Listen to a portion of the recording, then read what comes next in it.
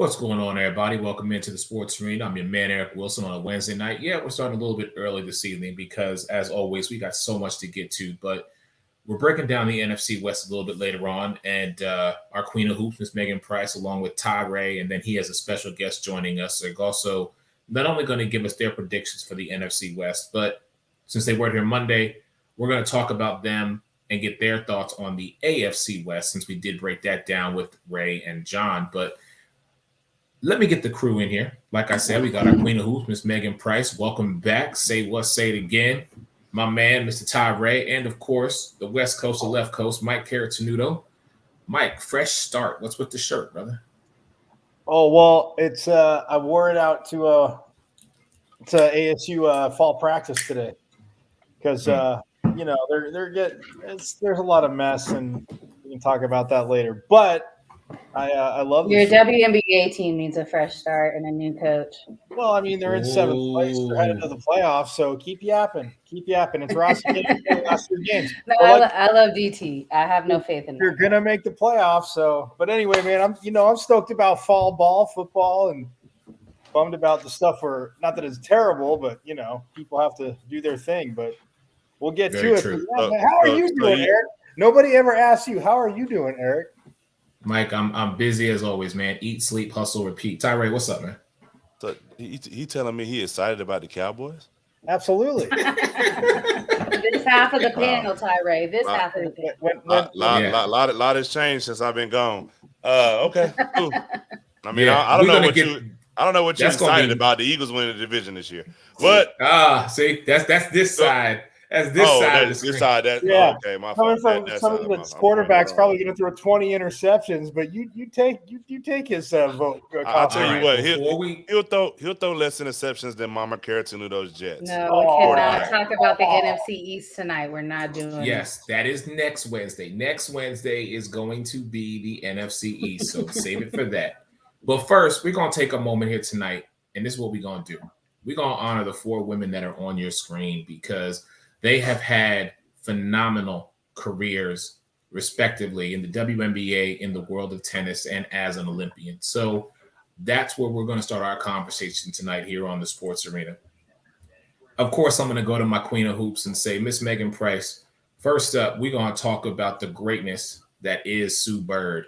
And I know you've been dying to give this woman her flowers. You've been doing it on your show, 3 Chicks on the Pod. You've been doing it when you're in the Zoom rooms. Megan, talk to me about Sue Bird and just who she is. I think when you talk Sue Bird, you have to envision, like, when you think about the GOAT of the WNBA, you think that she's definitely probably one of those. I'm of the opinion that DT is the actual GOAT. She was voted in, but the only other person, in my opinion, in the amount of time that she's played in the league and with all the accolades that she has, the only other person in the conversation is Sue Bird, and they're best friends. So, how great is that? Not only do they are they former teammates from UConn, they're teammates from Team USA, but they have a podcast together, which is hilarious. If you get a chance to catch that, they're awfully funny off the court. On the court, they have a lot of antics together as well. But something that I found really interesting about Sue, because she's been so active on what she does off of the court as well, is that she actually didn't come out as being a gay woman until 2017, not that long ago. And what has she done for that community in that shorter amount of time? She does so much on the court, but off the court, she's an amazing person as well. And when you get to international play as well, there's not many people that are more decorated than her, except for maybe DT. Sue is the all-time assists leader. I don't know if that record's ever even going to be broken. I think she's probably going to continue to have that record probably as long as she's alive.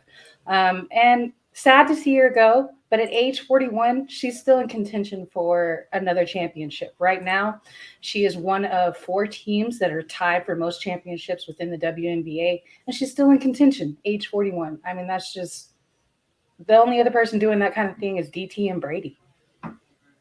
And DT, unfortunately, is out the rest of the season. So right, she's not in contention this year, but she's also not 41. Very true, very true. Mike Caratanudo, man, talk to me about Sue Bird, brother.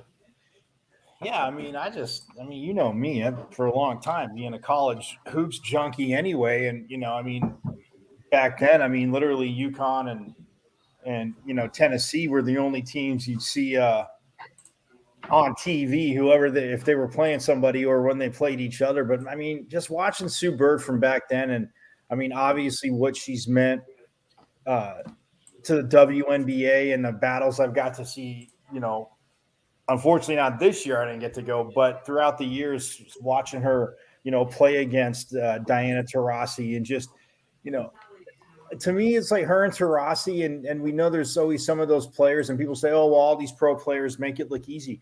But man, Sue Bird, especially in college, just let the game come to her. And I know it's like coach talk and it sounds cliche, but when players do that, she just made everything look easy. And I mean, the season she's had this year, I'm kind of, we always say we don't want to see, some of our favorite players retire. And, whether father time, as they say, always catches up and forces you to, you can go out on top. And, she's going out how she wants to. But, man, I wish she'd come back for at least another year, if not two. But her career, I mean, it's just been phenomenal. Like I said, you play for Gino Auriemma, and we know what, that entails, and just all the, the teammates she's had, and her and Diana Taurasi sharing this together. And it's just, it's awesome. It's celebration. But like I said in the beginning, Eric, it sucks, man. It's a bummer. I understand. I get you on that. Tyree, talk to me about it, man. Let's remind some people, man.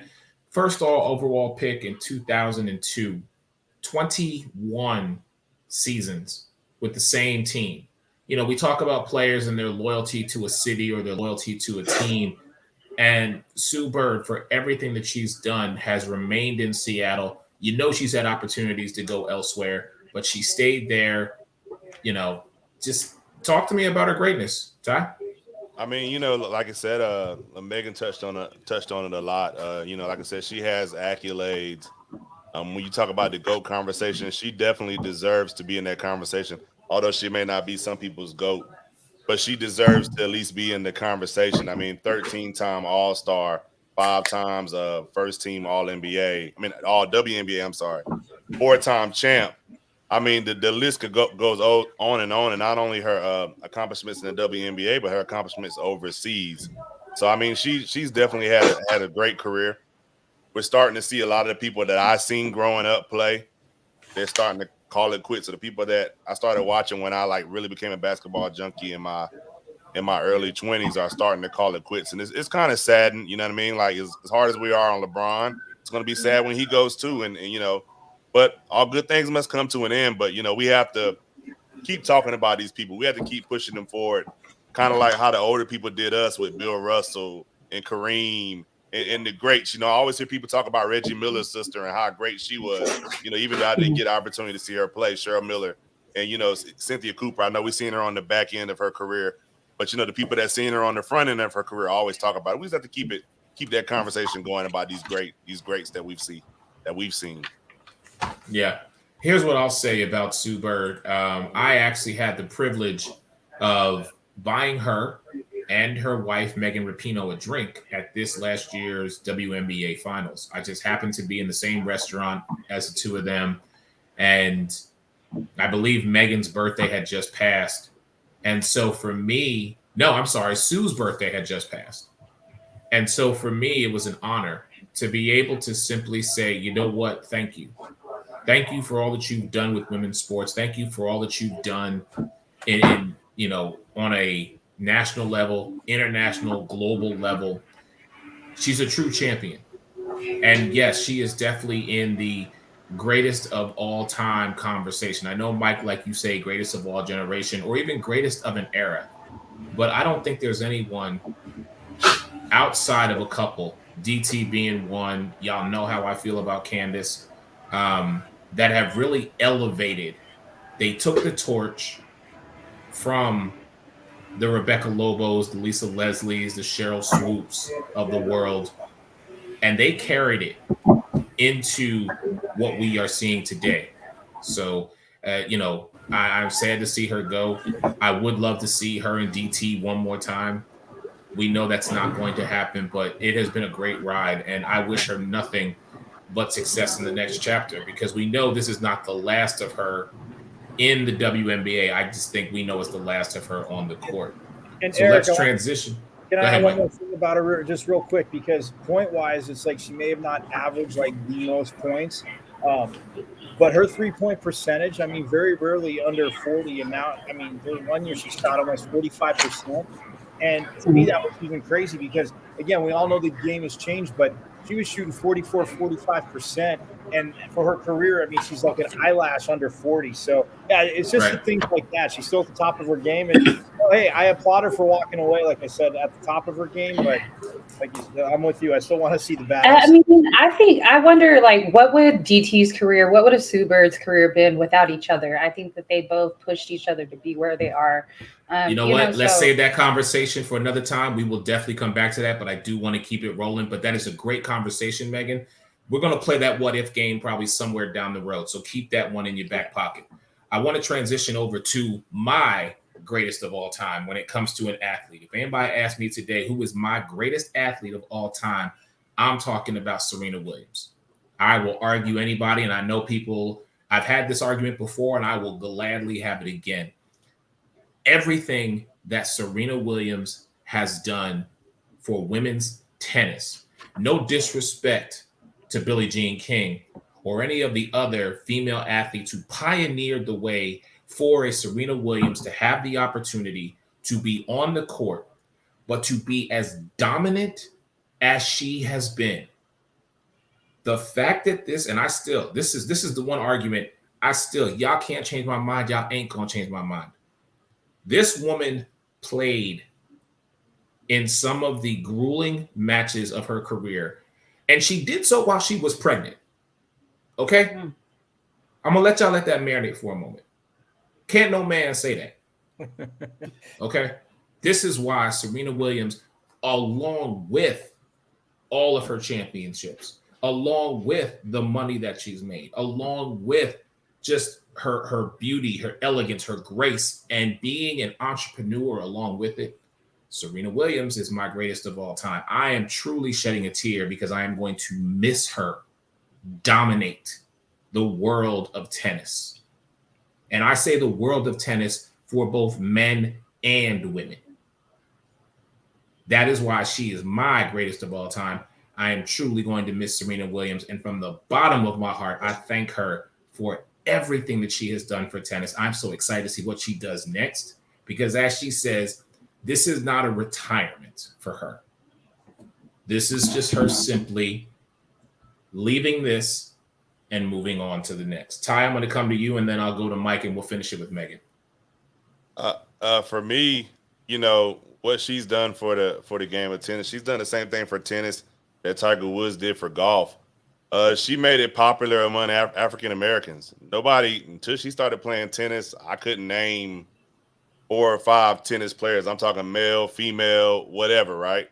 To me, she made the sport popular. And not only did she make the sport popular, she dominated in the sport, especially when she was in her prime, especially before she got older. She dominated.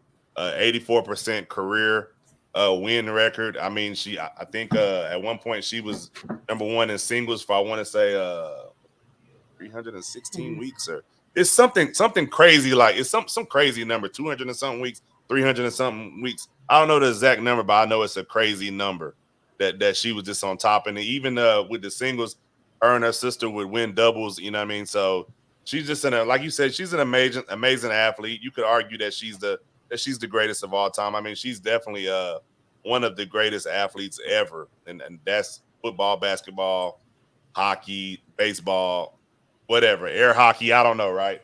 But she's up there. And like I said, you know, she did that while she was pregnant. And she's just amazing to me, and she doesn't get her credit. She really doesn't. Mike?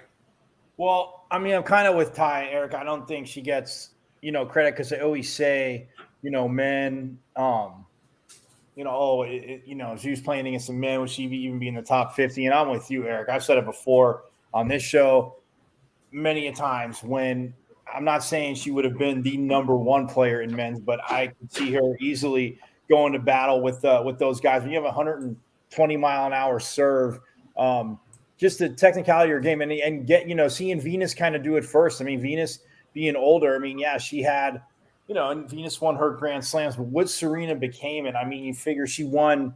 I mean, they showed on Sports Center last night, and I knew we were going to touch on this, Eric, but she was only the second woman to win major titles in her teens, her 20s, her 30s. So, like, it's just insane when you look at that. And Ty's point too, 319 weeks as the number one player in the world. But again, what she meant to tennis, and the fashion and the style. I mean, you're not going to get too crazy at Wimbledon. We all get it's a tradition, and good for them. The game is a fall, but it's all whites and that. But like, she was, and like Ty's saying, for people to know her name, but she was like that generation's Andre Agassi, because you remember when Agassi played in like all the commercials, and not even just the commercials, Eric, but like what he wore to like different tournaments. Obviously, like I said, not Wimbledon, but even Australia, France, stuff like Nike marketed him crazy, but Serena did that style too. And yeah, I mean, to win the Australian when you're, 6 weeks pregnant, it's insane to think of. And, when I think back as like a little kid, and seeing, watching the Battle of the Sexes movie that was about Billie Jean King and how they pretty much had to leave the WTA to get Eric. I don't know what I told you. This is a side note. It's funny. Virginia Slims was sponsoring tennis, so smoke away, but go play tennis. But no, I mean, Billie Jean King, the women led that that revolution, and it went forward. And I mean, she was a phenomenal player. And then you had like a Martina Navratilova. But what Serena did, I mean, even adjusting her game, it was in the beginning, it was power, and she always had the power. But man, like I said, I know you guys always tease me. I can talk about her forever because, again, it's another thing. And I'm glad she didn't use the word retirement, because even if she doesn't play a full schedule next year, if it were to happen, I would love for her to play Wimbledon one more time to see if she could get that championship, because that's my bucket list summer thing besides the World Cup. But Serena's meant so much to tennis, and the fact that her and Venus, they got to share, like Ty said, those doubles titles, man, it's awesome. And I'm with you. I mean, I man or woman, you could if you're going to put men in there too, but Serena would be in the top 10, and it would be a mix of whatever. Serena's easily in my top 10 because she meant so much to the sport, but she dominated too. All right, Megan, go ahead. I think for me that Serena is she hits a really personal note with me because she's a woman. I mean, I know we're honoring all these women, but she's a woman that spoke out. And a lot of times she got a lot of criticism for how emotional, how angry she would be on the court. And a lot of times she called that out and was like, if I was a man, you wouldn't even be saying these things. And so for me, that I felt like that was so important. And whenever you see somebody like Serena who gets praise from someone like Billie Jean King, from Martina, all these other women that came before her acknowledge her greatness. And so I think that it's something that a lot of us see, but a lot of times, like Tyree said, that she doesn't necessarily get all the praise that she necessarily deserves. But for me, like, I think something else that I wanted to touch on was that her greatest rivalry was with her sister. Like, the Williams sisters played in 31 professional matches since 98. Overall, Serena is 19-12 against her sister. And Serena has played Venus 15 times in Grand Slam singles and 13 times in other tournaments, including 11 finals. Like, those are ridiculous numbers just with the Williams sisters. And I'll be sad to see that rivalry has pretty much come to an end. But, we will continue to see her. And then also, like in the article where she talked about retiring, she talked about how she didn't want to, how much being a sister meant to her, and she didn't want to take that away from her daughters. So, I wanted to highlight what she did with her sister. Awesome. All right, let's keep it going. We've got two more to get to. Megan, let me come right back to you because you reminded me that this young woman actually has retired for real this time. Right. 5'6", 126 Olympian. She specialized in the 200 meter for a decade, gradually shifted over to the 400 meter. And I mean, when you talk athlete, when you talk a track star, the one name that I think a lot of people may seem to forget sometimes, and I'll be the first to admit I was negligent in the beginning, is Allyson Felix. So Megan, go ahead. And I wanted to touch on something other than just her accolades, because I feel like that's something that, everybody probably knows or it's easily accessible. But what a lot of people don't know is that in 2017 she was negotiating her contract with Nike. That was one of her sponsors, and she worked for them. And there was news out that they dropped her because she was pregnant, and that wasn't the case. They offered to pay her 70% less is what they offered to do because she was pregnant. And so, she moved on from them and she joined a different sponsorship. And she was able to do those things and win medals after having a baby. Like, I don't think people realize how difficult that is for a woman. When you see somebody like Cheryl Swoops have a baby and then go win a title in the very first year, like that is something unbelievable. For Serena to do that, to do what she did while she was pregnant, that is unbelievable to do that. And so Allyson Fisher had a baby, 7 months later won a gold medal. Like, that is just amazing. And definitely keep that person and know that those accolades, no one else is going to achieve these type of things. Like, she's going to be one and only in that track and field. All right. We all got a lot of time left here, and I want to make sure we cover one of the monsters down low. So Mike and Ty, talk to me about Miss Sylvia Fowles and just the impact she had on the game of basketball. And then I'll take my turn, and then Megan, I'll let you close it out before we transition to the football portion of the Sportsman tonight. But Ty, Mike, go ahead. Go ahead, Mike. Sylvia Fowles, too, is another player that, I mean, when I watched the WNBA, and like I said, being spoiled here because, yeah, they won 3 titles, did the Mercury, but they also, I mean, being in the playoffs, and you see some of these players come in and, you hear their media talking about them. But, man, I always loved, and I know I said this about Sue, but the way, like, Sylvia played the game was just different. Like, she, to me, seemed like the ultimate team player. I talked about letting the game come to her. See Mike Patton there. I mean, she was dominant, and she could let the game come to her, but she more so to me like dictated it from where she was at all the time. So, I mean, I'll keep it tight. I love Sylvia Fowles, and like I said, they want to do other things, and they're on to other things. But Eric, they need to listen to us. I mean, they really do need to listen to us. Tyree. Like we said, man, another great retiring. People always talk about, Carmelo Anthony and his 4 gold medals, but they don't talk about a lot of these women that have them, and she has 4 gold medals, and that's an amazing feat in itself because in order to have 4 gold medals, you have to play for a while. Olympics is only every 4 years. It's not like it's every year, so it's only every 4 years. And to have 4 gold medals would have mean she would have to play over a span of close to probably 16 years, right? So that in itself is a feat. And then her WNBA accolades. And the one thing I noticed different about the women's game than the men's game is when you look at these great players, they all have championships. Like we could point out a lot of great NBA players right now and say, dang, this guy never got a ring. Some of them never even got close. We look at Tracy McGrady, never got close. Sniffed it when he was in San Antonio, but to me, he wasn't the same guy then that we was accustomed to seeing. So to see that she has multiple rings, the Candace Parkers, the Sue Birds, the Diana Taurasi's, the Cynthia Coopers, the Cheryl Swoops, like CP, like to see these different people and see like all the great women players have rings, that just shows their dominance and how they were more dominant over their span of time than a lot of these guys were. Yeah. So for me, listen, there is no better rim protector, rebounder out there than Sylvia Fowles. Sylvia Fowles is, if you come into the paint against Sylvia, you gonna get hurt. Okay, let's just keep it a buck. I mean, listen, from 2008 until this season, if there was one thing that you knew was about Sylvia, is that she played with every ounce of energy in her, and it didn't matter. I mean, she's had a couple full seasons where she played, like y'all said, she's got several championships, and I'm just looking over her stats. I mean, 60% career shooter. Yeah. Right. Yeah. That right there. Listen, mic drop. I'm letting Megan Price close it out.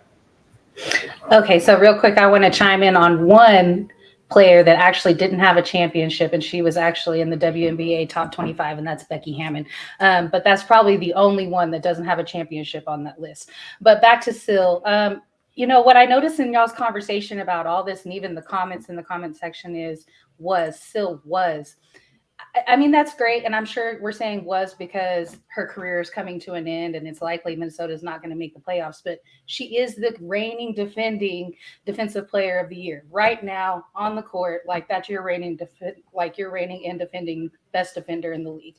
Like she's a 7-time WNBA all defensive team. She's a 4-time defensive player of the year.